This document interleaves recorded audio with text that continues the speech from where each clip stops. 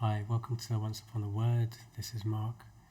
Today I'm going to read out a story from Kurt Vonnegut, a short story. It's called 2BR02B, or 2BR02B. So this is a book I found on Project Gutenberg, and Kurt Vonnegut is one of my favourite authors. He's kind of an American author who writes a variety of kind of science fiction and kind of futuristic novels or short stories. He's a really good author, so I do recommend you check out some of his other books. I'll put some of my favourites in the description box at the end of this video. Okay, so let's get straight into the book, shall we?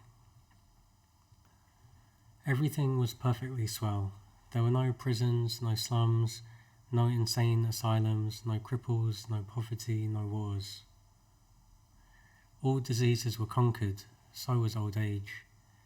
Death, barring accidents, was an adventure for volunteers. The population of the United States was stabilized at 40 million souls. One bright morning in the Chicago Lying-In Hospital, a man named Edward K. Welling, Jr., waited for his wife to give birth. He was the only man waiting. Not many people were born a day anymore. Welling was 56, a mere stripling in a population whose average age was 129. X-rays had revealed that his wife was going to have triplets. The children would be his first. Young Welling was hunched in his chair, his head in his hand.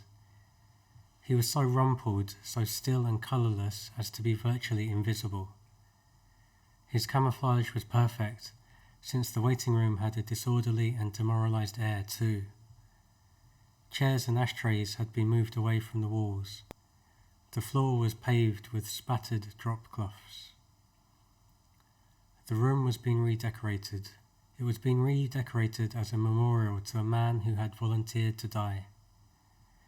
A sardonic old man, about 200 years old, sat on a stepladder, painting a mural he did not like.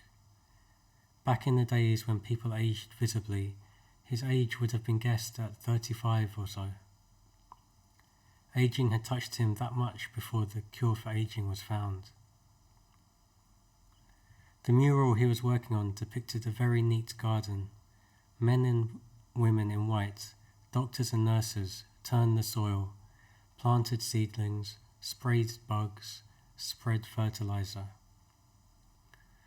Men and women in purple uniforms pulled up weeds, cut down plants that were old and sickly, raked leaves, carried refuse to trash burners.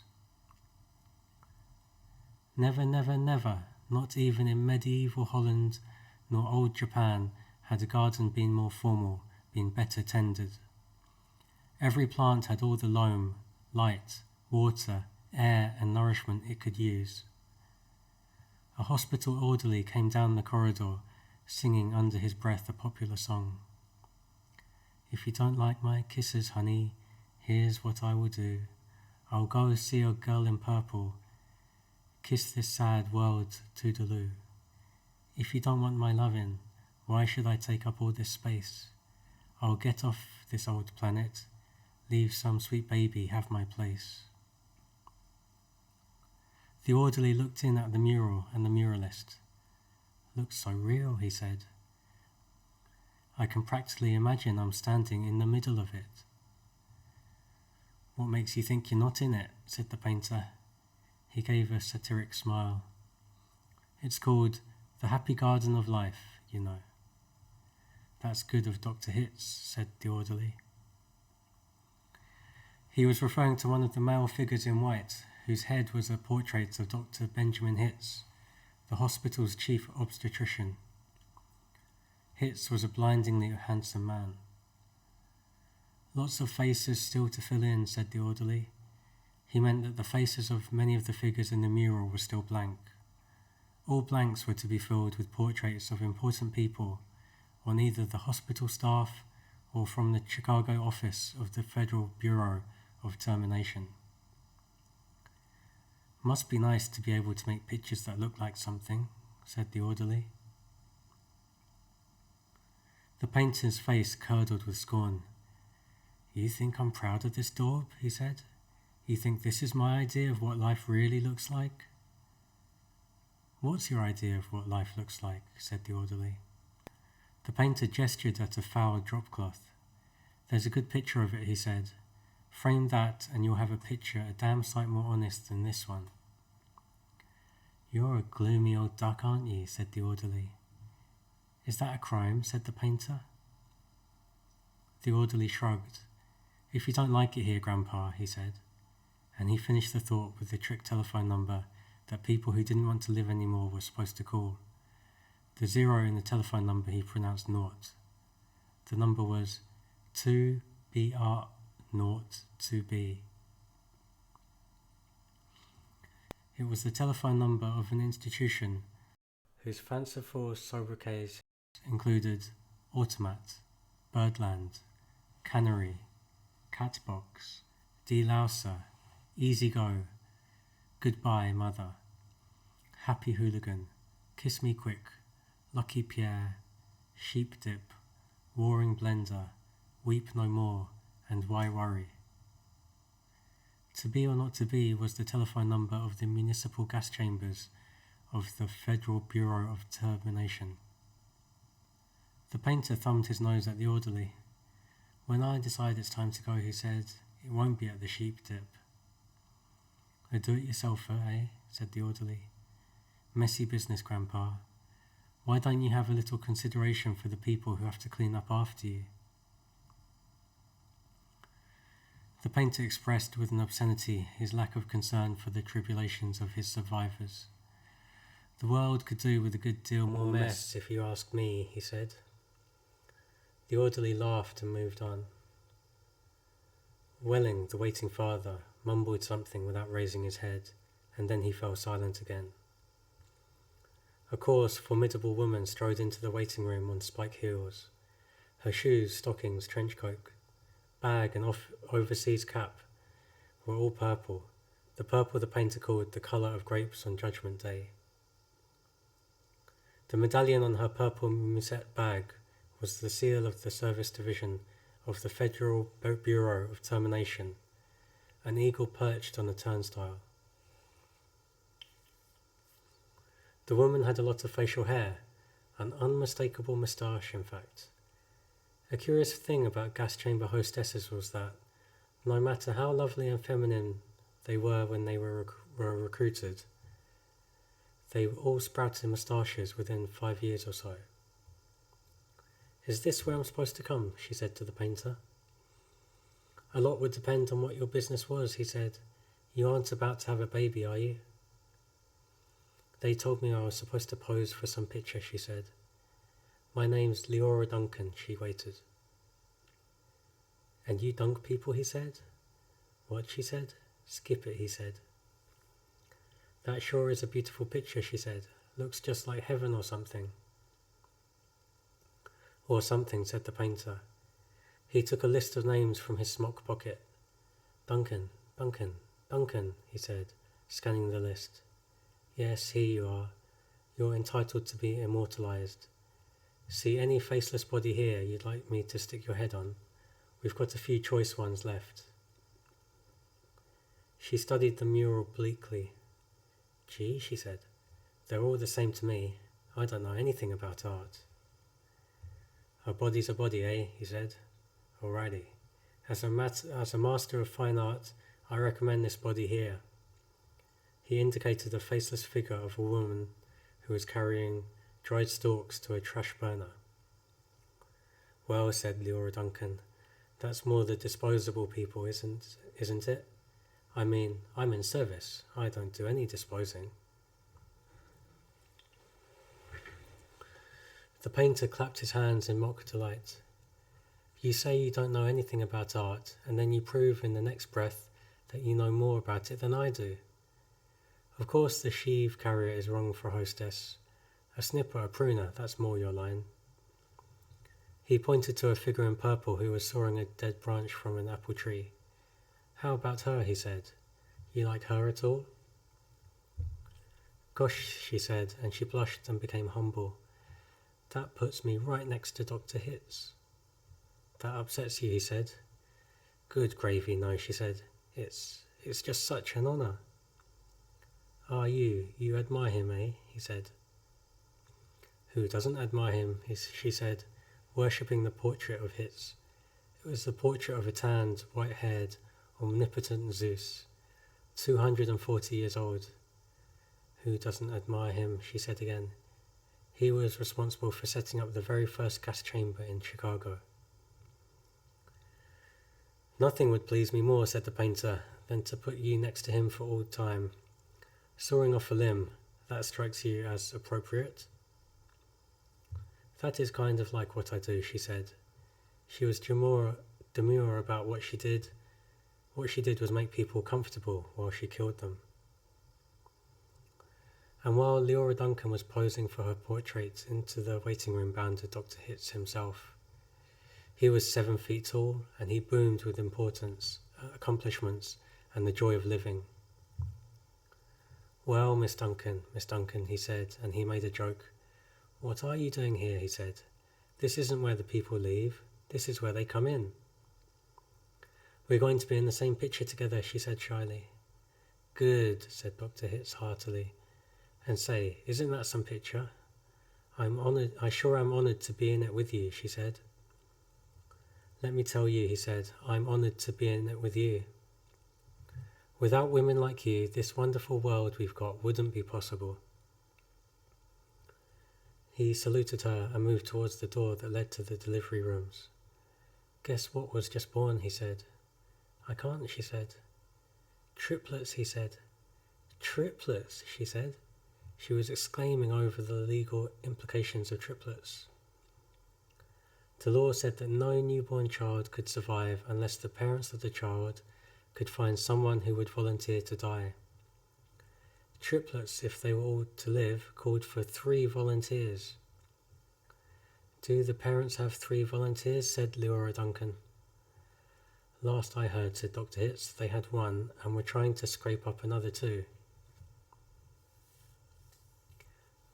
I don't think they made it, she said. Last I heard, said Dr. Hitz, they had 1 and were trying to scrape another 2 up. I don't think they made it, she said. Nobody made 3 appointments with us. Nothing but singles going through today. Unless somebody called in after I left. What's the name? Whaling, said the waiting father, sitting up red-eyed and frowsy. Edward K. Whaling, Jr. is the name of the happy father-to-be. He raised his right hand, looked at a spot on the wall, gave a hoarsely wretched chuckle. Present, he said. Oh, Mr. Whaling, said Dr. Hitz, I didn't see you.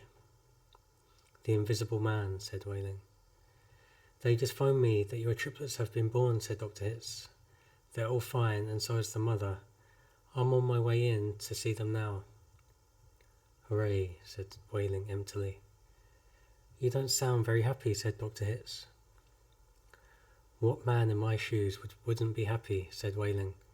He gestured with his hands to symbolise carefree simplicity. All I have to do is pick out which one of the triplets is going to live, then deliver my maternal grandfather to the happy hooligan, and come back here with a receipt.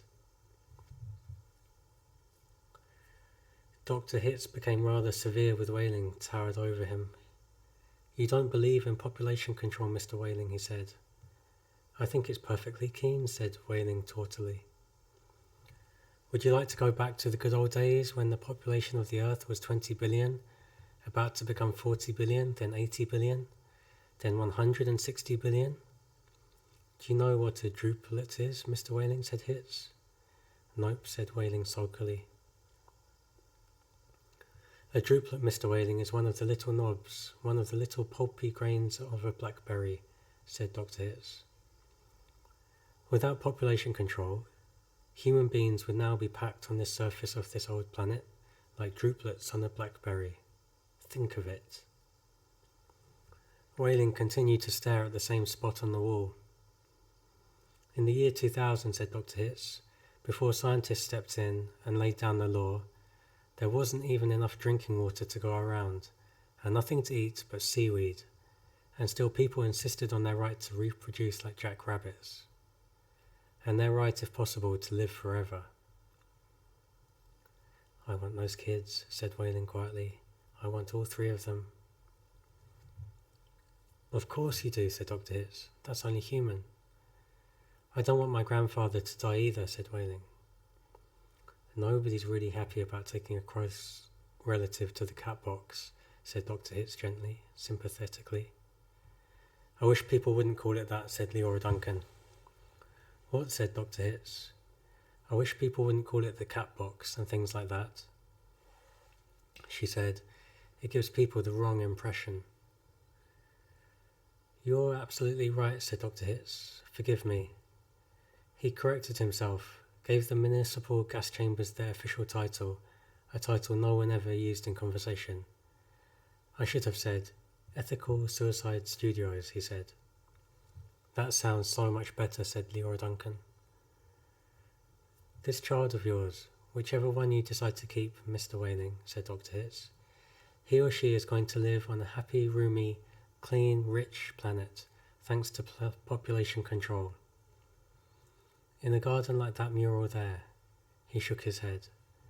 2 centuries ago, when I was a young man, it was a hell that nobody thought could last another 20 years.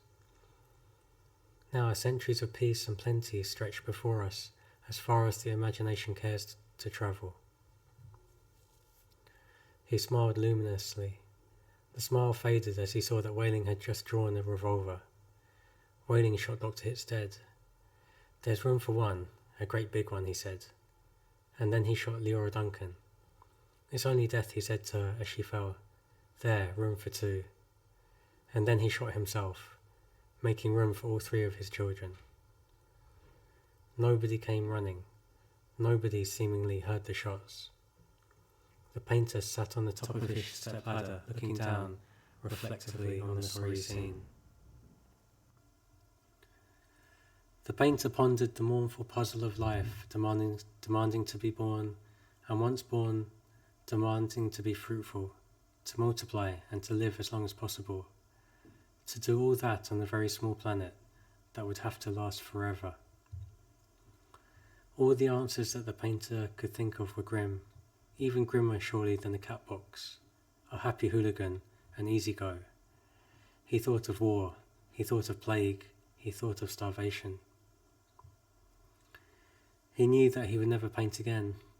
He let his paintbrush fall to the drop cloths below, and then he decided he had enough of life in the happy garden of life, too, and he came slowly down the ladder. He took Wailing's pistol, really intending to shoot himself, but he didn't have the nerve. And then he saw the telephone booth in the corner of the room. He went to it, dialed the well-remembered number, 2BR02B. Federal Bureau of Termination, said the very warm voice of a hostess. How soon could I get an appointment? He asked, speaking very carefully. We could probably fit you in late this afternoon, sir, she said. It might even be earlier if we get a cancellation. All right, said the painter. Fill me in if you please, and he gave her his name, spelling it out. Thank you, sir, said the hostess. Your city thanks you. Your country thanks you. Your planet thanks you. But the deepest thanks of all is from future generations. The end. Okay, that's a book by Kurt Vonnegut. 2BR02B. So, yeah, that's kind of a bit of a dark book about overpopulation and the way people in the future may try to solve that problem by having population control. So, as the book says, like one person is born and one person has to die. So, yeah, I think this book talks about the dilemmas in that system, and whether people would want to live in that system, whether people would want to die, and what kind of things they would do to ensure that their future children would have a place. Kurt Vonnegut is a really good writer. There's quite a lot of language there which is a little bit difficult. If you have any questions, put a question in the question box below and I'll try and answer them. Okay, that's it for today. There's the book by Kurt Vonnegut. You can do listening practice, you can do reading practice, you can do shadowing practice. So yeah, anything you like there. Okay, see you later. Cheers, bye.